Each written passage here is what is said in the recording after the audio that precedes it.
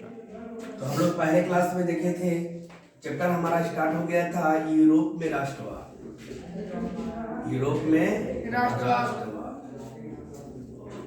में राष्ट्रवाद में हम लोग देख चुके थे कि जो यूरोप में जो प्रथम क्रांति हुई 1789 में हुआ था, और क्रांति होने के बाद फ्रांस में पहली क्रांति फ्रांस में हुई थी।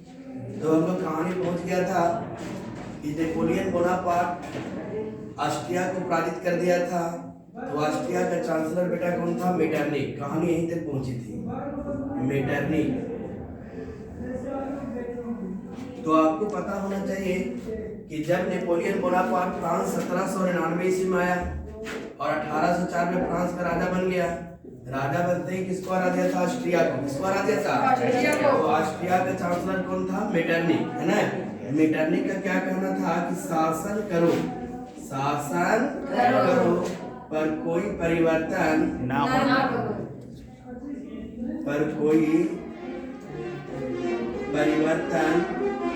होने दो। तो इस कथन को बनाए रखने के लिए, जानते हैं आप लोग, ये पुरातन व्यवस्था को बनाए रखना चाहता था।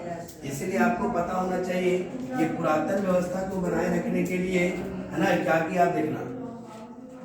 जब नेपोलियन बोनापार्ट इसका कांटा बन रहा था, रास्ते का कांटा बन रहा था, मेटरनिख चाहता था बेटा कि हम पूरे यूरोप पर शासन करें, है ना। इसीलिए क्या किया कि 1815 ईस्वी में वियना सम्मेलन बुलाया। वियना सम्मेलन क्या है? तो सबसे पहले हम लोग समझना है कि वियना क्या था। तो वियना ऑस्ट्रिया की राजधानी है ना। वियना ऑस्ट्रिया की क्या है? राजधानी है ना। अब आपको पता होना चाहिए कि जो वियना ऑस्ट्रिया का राजधानी है, तो ऑस्ट्रिया का चांसलर मेटरनिख था। तो यही वियना में 1815 में एक सम्मेलन बुलाया गया, है ना। जब सम्मेलन बुलाया गया तो आपको पता होना चाहिए कि इस समय इस वियना सम्मेलन में 4 देश भाग लिए। कितने देश भाग लिए? 4 देश भाग लिए। पहला ऑस्ट्रिया के चांसलर मेटरनिख भाग लिया, और दूसरा रूस का जार, है ना, रूस भाग लिया। तीसरा इंग्लैंड भाग लिया, और चौथा कौन लिया? फ्रांस, है ना। तो आपको पता होना चाहिए कि ऑस्ट्रिया के चांसलर मेटरनिख भाग लिया था, रूस का जार अलेक्जेंडर भाग लिया था, और इंग्लैंड का विदेश मंत्री कौन लिया था? लॉर्ड कैस्लो। कौन लिया था? और फ्रांस का विदेश मंत्री तैलेरा। कौन लिया था भाई? तैलेरा। और जब इस सम्मेलन में बैठाया गया तो आपको पता होना चाहिए इस सम्मेलन के अनुसार ही ऑस्ट्रिया के चांसलर मेटरनिख, है ना, मेटरनिख की ओर से रूस इंग्लैंड दोनों भाग लिए थे। बेचारा फ्रांस अकेले, है ना, फ्रांस की तरफ से अकेले ये तैलेरा भाग लिया।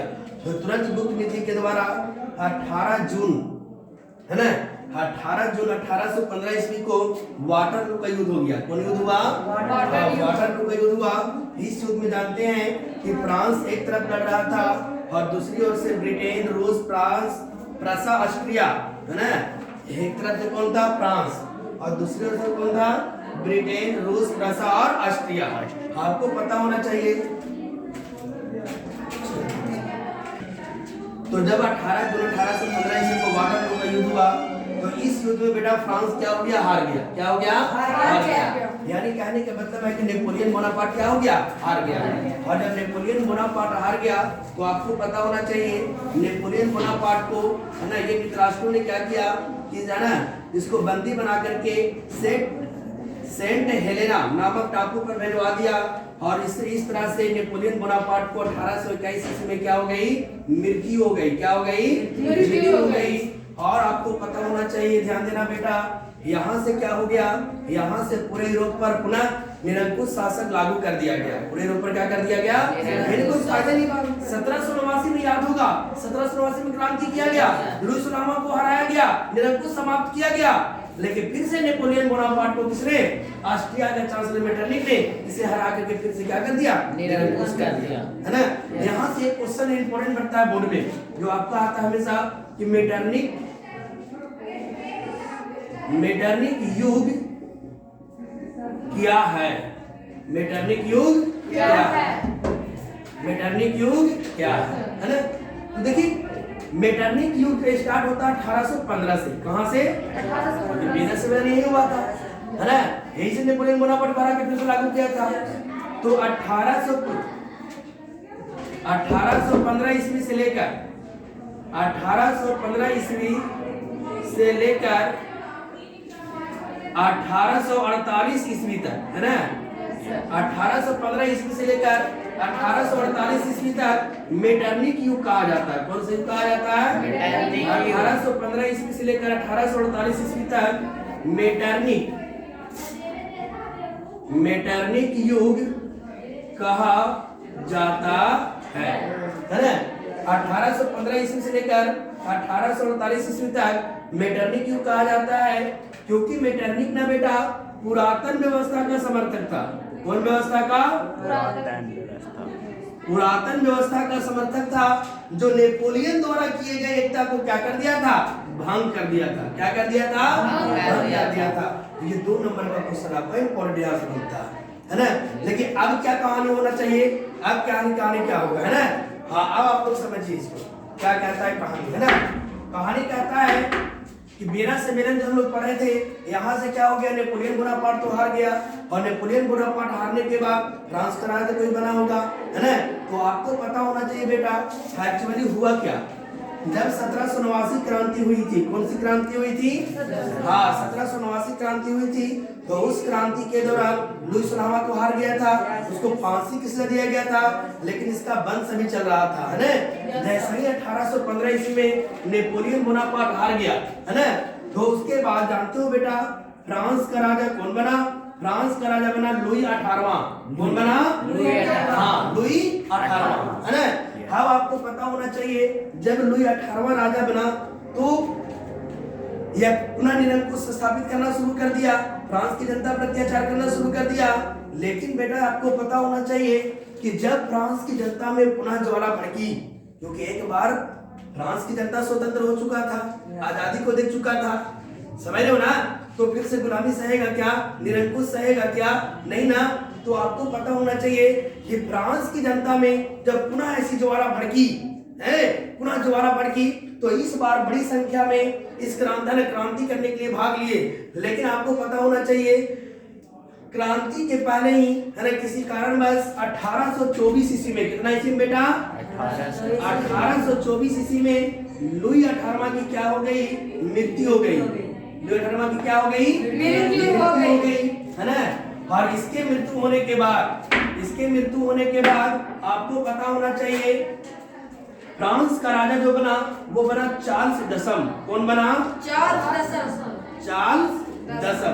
दसम ऐसे भी लिखा था, है ना। लुई 18वां की मृत्यु के बाद फ्रांस का राजा कौन बना? चार्ल्स दसम, है ना। आपको पता होना चाहिए चार्ल्स दसम भी ना बेटा एक घोर प्रतिक्रियावादी शासक था। घोर प्रतिक्रियावादी शासक, है ना। चार्ल्स दसम भी घोर प्रतिक्रियावादी शासक था। इसका जानते हो क्या कहना था? इसका कहना था कि मैं अंग्रेजी राजा के भांति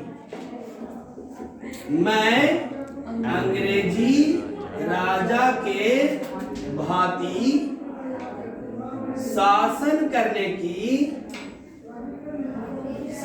करने की अपेक्षा लकड़ी काटना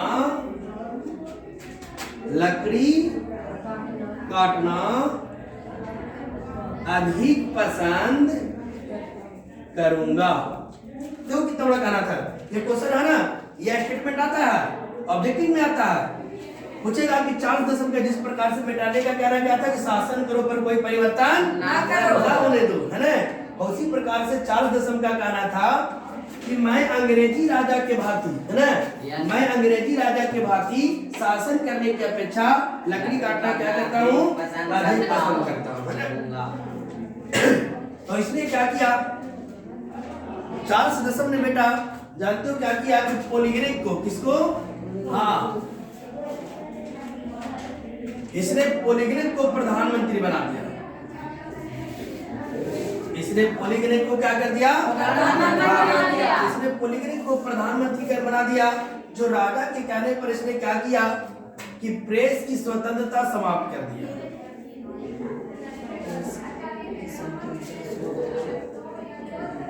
है ना। और दूसरा क्या किया कि प्रतिनिधि सभा भंग कर दिया। क्या कर दिया? प्रतिनिधि सभा भंग कर दिया, है ना। तो इस पर जनता पर हो रहे अत्याचारों को देखते हुए सभी जनता एक संगठन बना करके बेटा 26 जुलाई, कितना जुलाई? 26 जुलाई 26 जुलाई 1830 ईस्वी को, है ना? 26 जुलाई 1830 ईस्वी को चार्ल्स दशम के प्रति क्या कर दिया गया? क्रांति कर दिया गया, है ना? चार्ल्स दशम के प्रति क्या कर दिया गया? क्रांति कर दिया गया। जानते हो बेटा यह क्रांति 3 दिन चली। कितना दिन? 3 दिन। हाँ, 3 दिनों तक चलती रही। और जब राजा को किसी प्रकार की सहायता नहीं मिला तो वह 31 जुलाई को, कितना जुलाई को? 31 जुलाई को यह गद्दी छोड़कर इंग्लैंड भाग गया। कहाँ भाग गया? है ना? और यहाँ निरंकुश शासक क्या कर दिया गया? समाप्त। लेकिन आपको पता होना चाहिए कि 26 जुलाई जो 1830 क्रांति जो कहाँ हुआ? पुनः फ्रांस में हुआ। पहली क्रांति फ्रांस में और दूसरी क्रांति फ्रांस में। लेकिन 1830 ईस्वी क्रांति को बेटा जुलाई क्रांति कहा जाता है। कौन क्रांति कहा जाता है? जुलाई क्रांति कहा जाता है ना। क्यों कही जाती है?